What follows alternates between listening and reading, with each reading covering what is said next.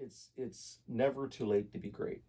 Um, I think in anything that you do, if you can learn from what the past has brought you, bring it forward and just keep throwing stuff on the wall.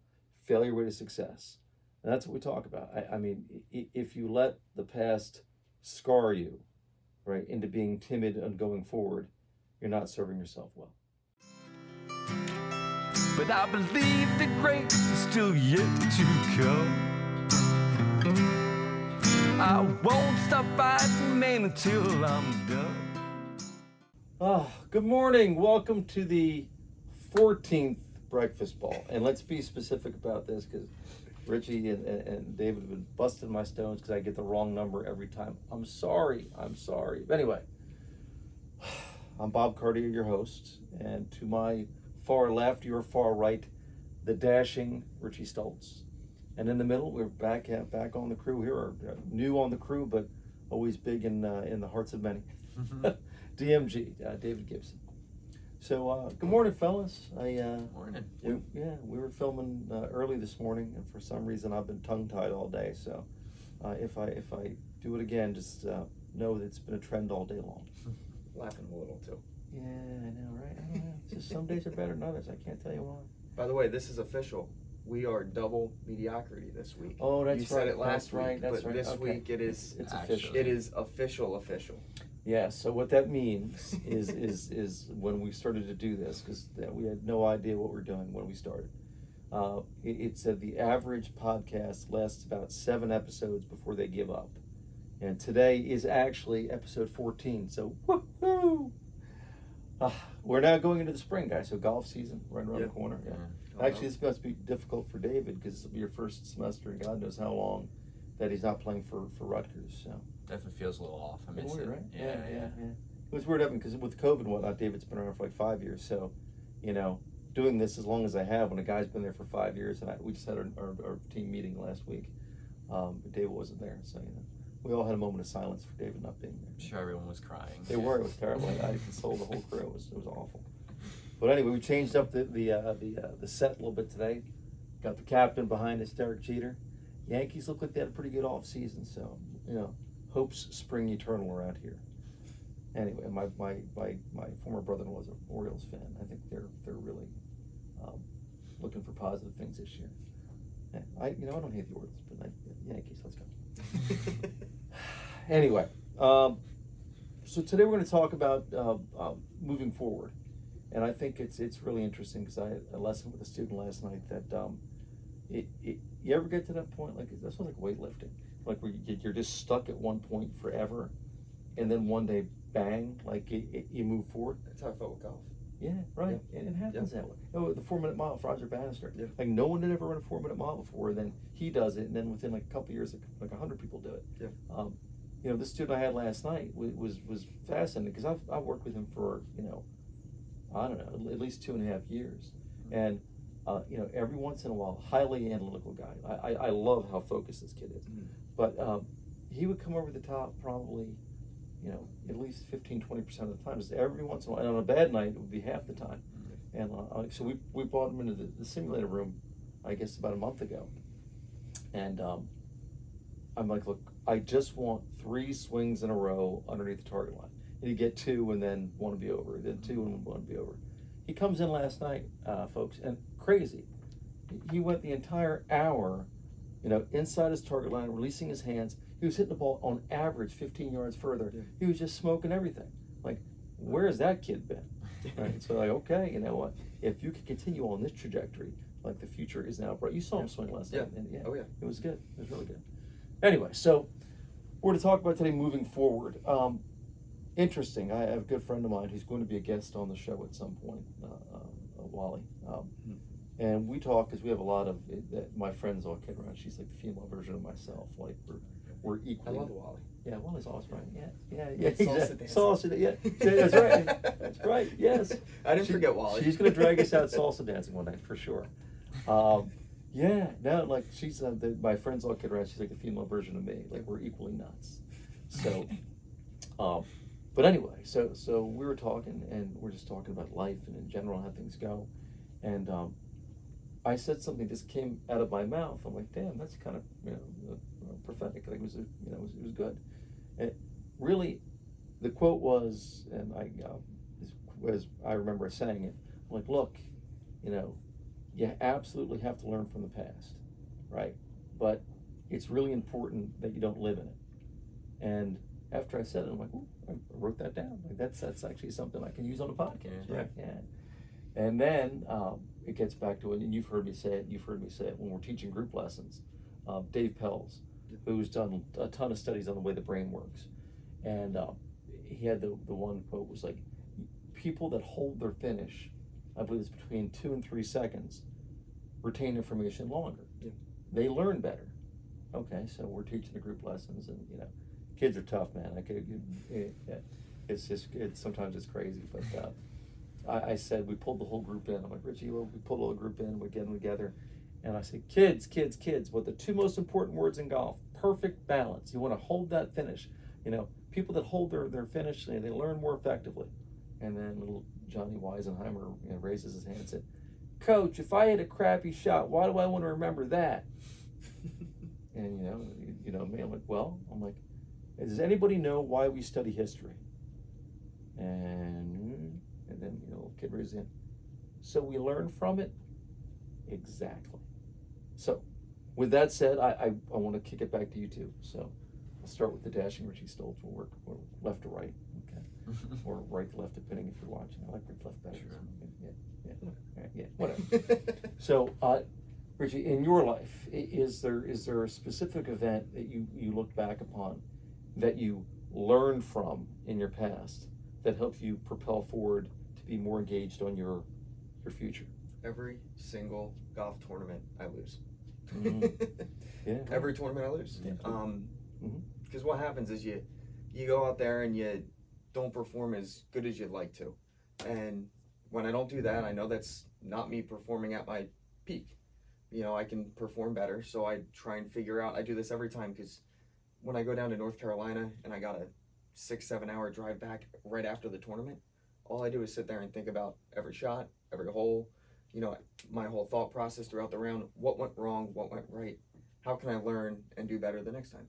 Yeah. So every single tournament that I lose, even the ones that I win, I still try and learn from. What could have went wrong. Yeah. No, and that's something you and I talk about, and you've evolved in this, and I've evolved in this. It's you don't when you don't win, you don't look at it. I think you said it with Hammer the other day. When you don't win, you don't look at it as you lost.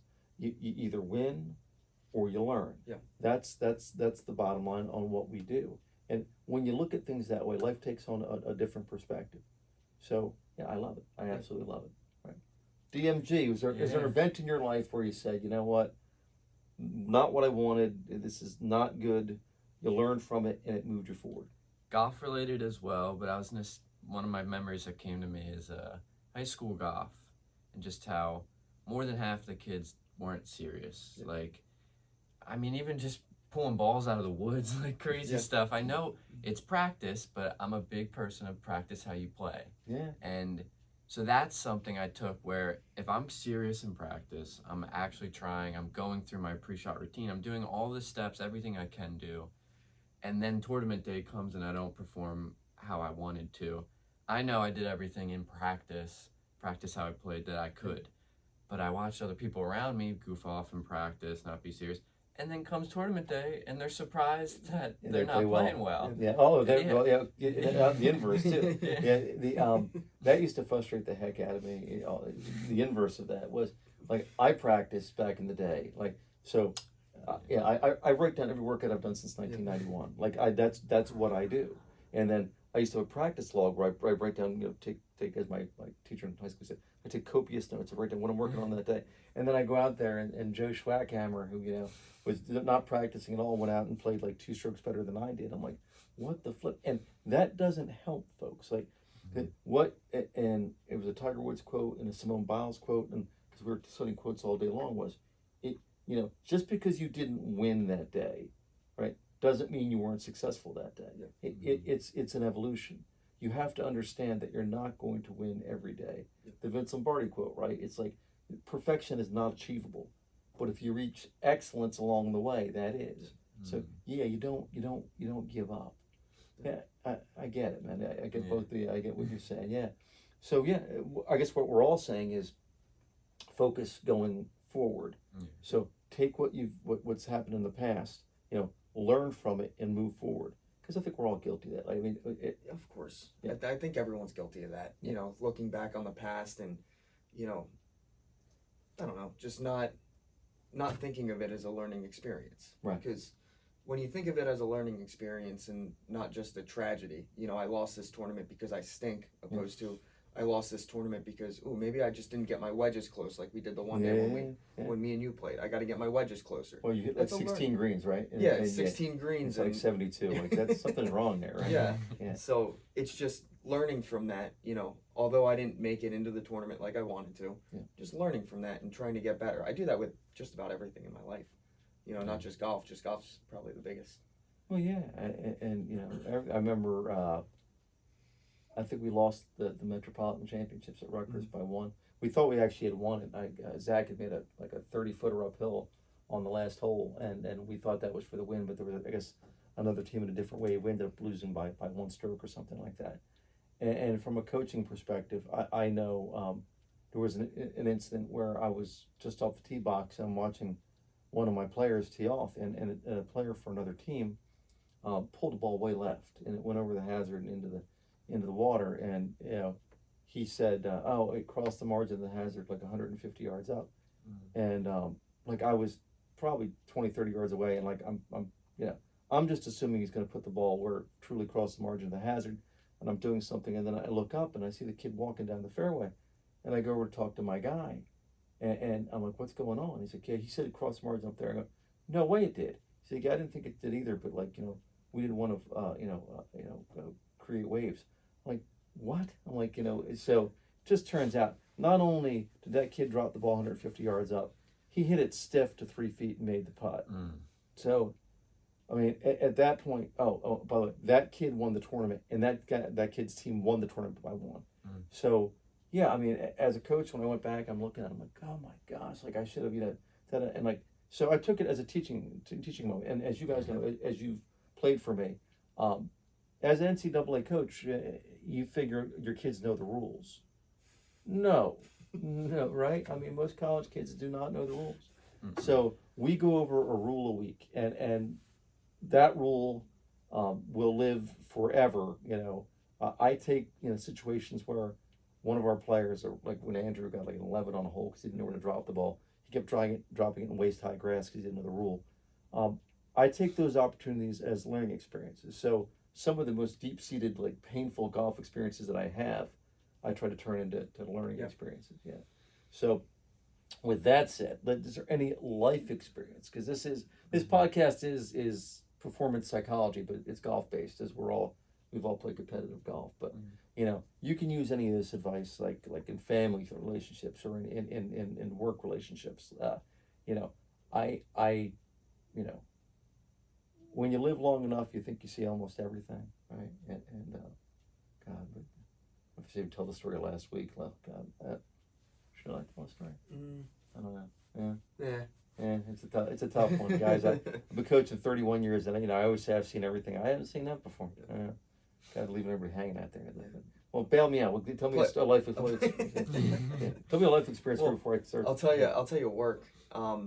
Learning how to speak in public speaking. Mm-hmm. So me and you talked about it yesterday, I think it was, where you said how watching me learn how to public speak from when I started to now is a lot better. Yeah. And just, me specifically going from, I challenge you guys to watch the first podcast and count how many that I had. That doesn't count, by the way.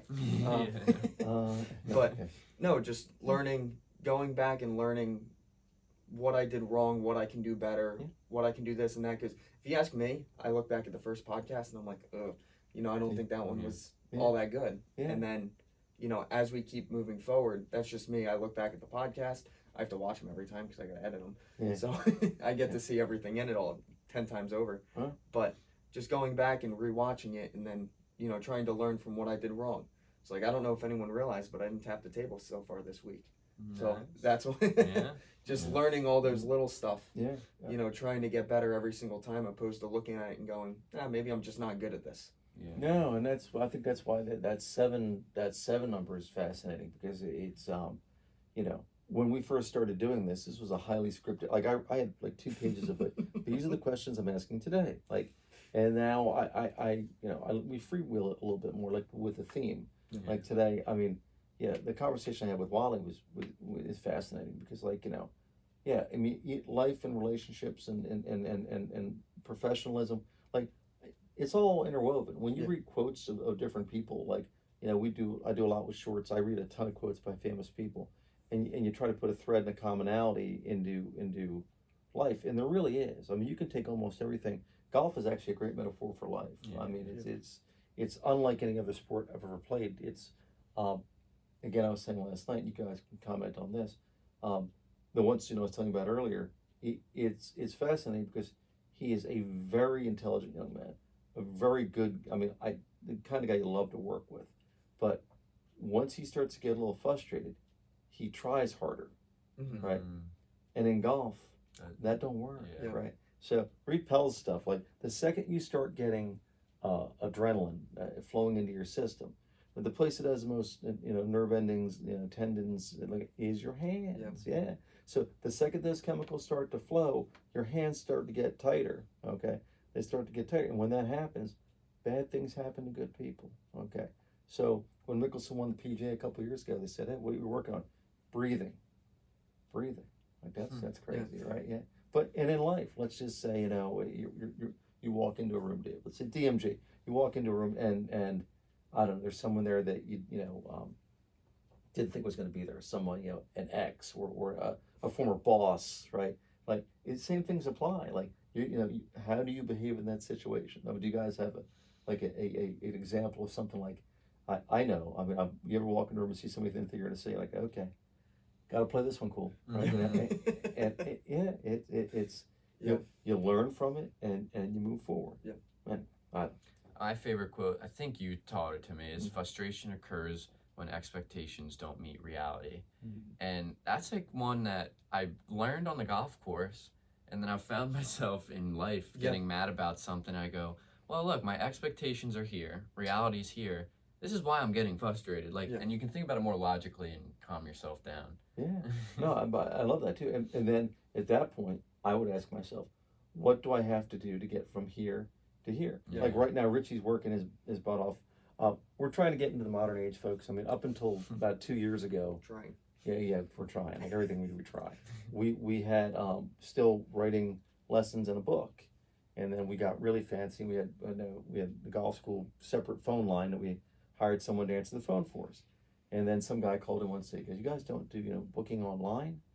And we're like, "No, don't do booking online." But we did move to a Google Calendar, so now all of us are synced on the same calendar.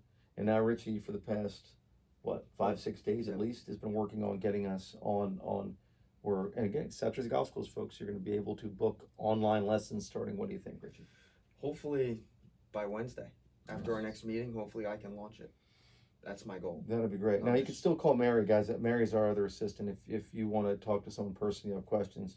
Mary's great with that. But we're getting busy enough. We hired DMG in here. We're getting busy enough now where you can just go online. Well, Wednesday and book lessons. So hopefully sooner than that. yeah, I hope. Hopefully sooner than that. I just want to make sure everything tests and works right because I know. I don't know what I'm doing, guys.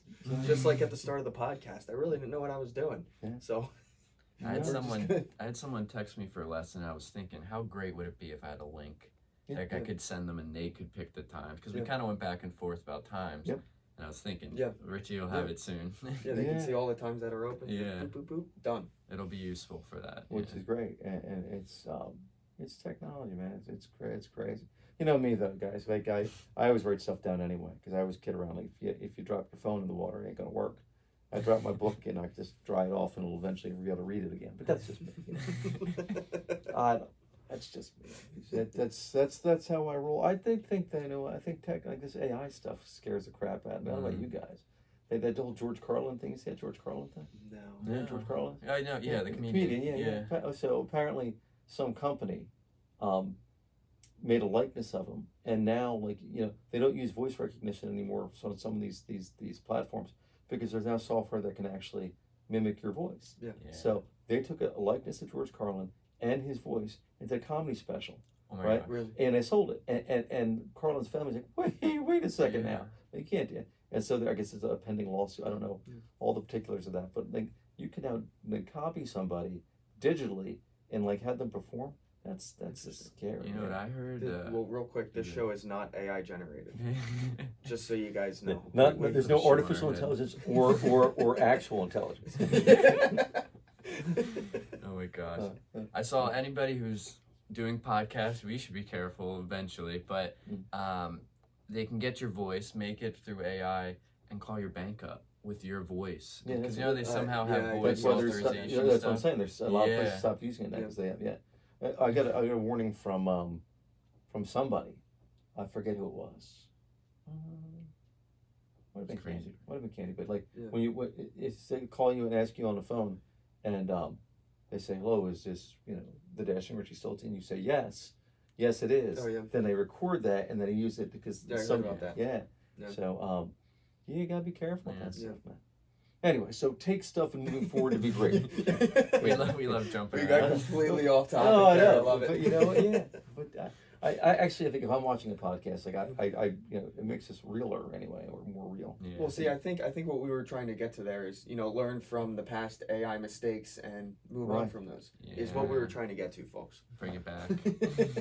Yes, bring it back in to grow forward.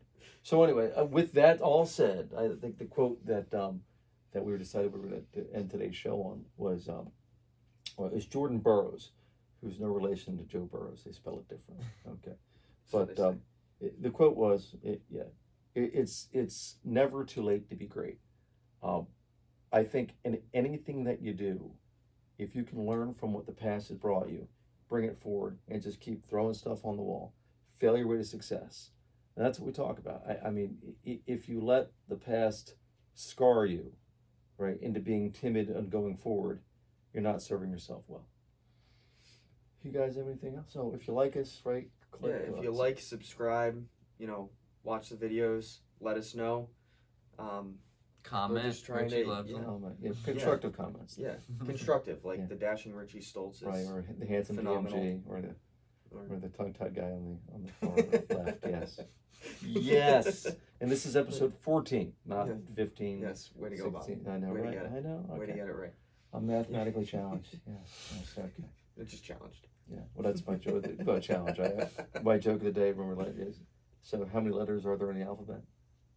26. 26. There's only 25 in mine. I don't know why.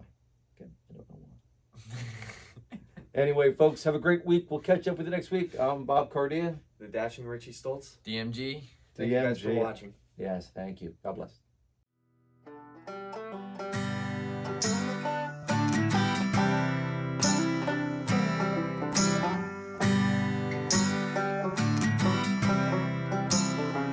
Glass of bourbon, ha ha. My bourbon, ha ha. My bourbon, ha ha. Alcohol. Because no great story ever started with